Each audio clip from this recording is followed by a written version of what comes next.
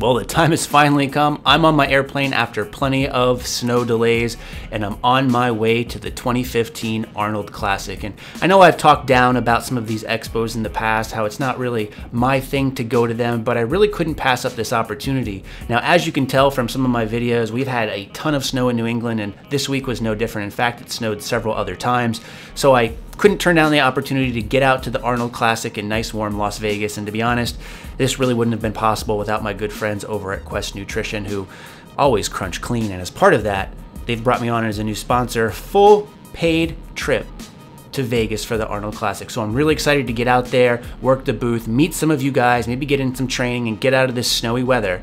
So I'll see you when we get there. I'll tell you what, this nice warm weather is just what I needed. Look at all that sunlight here in the Las Vegas Convention Center, which is a great venue for shows like this. And I really think it's because of my East Coast time schedule, but I showed up a little bit early, so I have a couple of hours to kill before the convention starts. But I was really surprised. I thought I'd see more people here. I heard from a lot of friends that go to the Arnold each year that this is probably the busiest show besides the Olympia in Columbus, because let's be honest, what else is there to do in Columbus? So Arnold Classic is where it's at, and this is definitely why I wanted to pop my fitness expo cherry, if you will. So I'm just gonna take a look here at the menu, see where everybody is set up. Definitely wanna hit up the LOA booth, the Gymshark booth, all my favorite brands out there. And lucky enough for me, I brought my fanny pack today to keep all my valuables in and not really have an issue, as well as my quick handy cam, because you can bet there's going to be a lot of collaborations coming out of this video. So let's get on into the meet prep.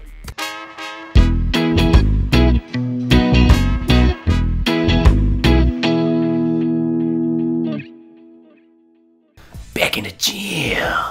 And as part of this, you'll probably see the shortest my meet prep has ever been. Now, that's not to say my stamina isn't where it should be, but for some reason, I woke up this particular day with a strain on the right side of my chest. I don't know what it is, but it's actually still very painful anytime I stand upright, expand my rib cage, put my arms back like you're seeing here for a squat position.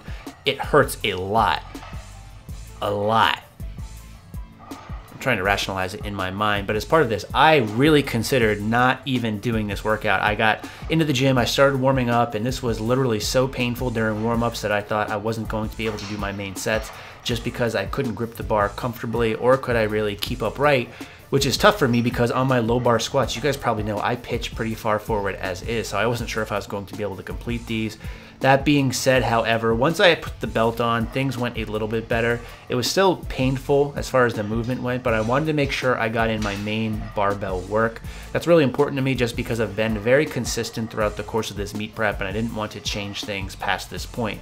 So as far as the actual work goes, I don't have the pop-up that shows you all of my moves for the day, and trust me, I have a lot of moves normally in my repertoire, but today, just 3 sets of 8 with 390 pounds. That was what it was. So it was a squat rep day. Again, the last actual real training for squats before the peaking phase starts. And this is kind of disappointing because on Monday, when I did squats after deadlifts, things were moving really well. And in my mind, I had thought about doing 405 for 3 sets of 8, just because you guys know how I like to condense the plates here. But given the fact that my chest was hurting that bad, and I still don't know what the fuck is the reason, I decided to kind of just back off, do the main work at 390, keep it as is, and get out of there. So literally, I came into the gym, I warmed up, I did these 3 sets of 8, and I left. So probably one of the fastest lower body workouts I've ever had.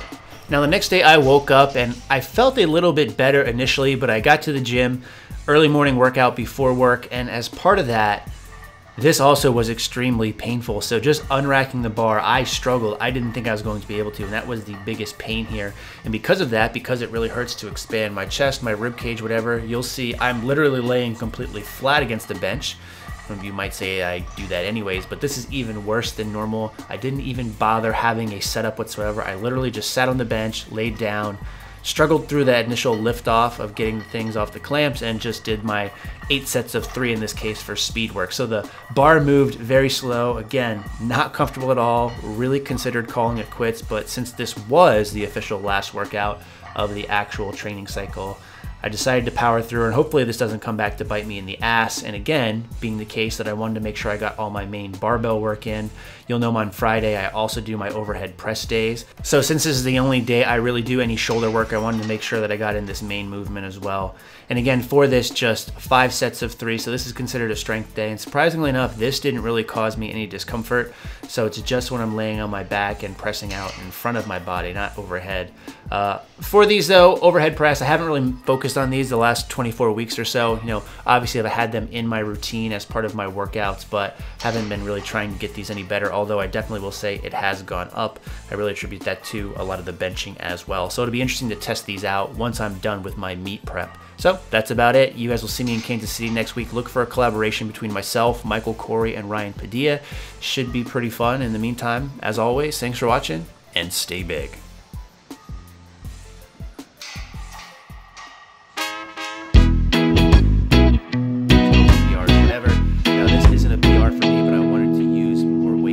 Face it, 5 plates on the side looks a lot better.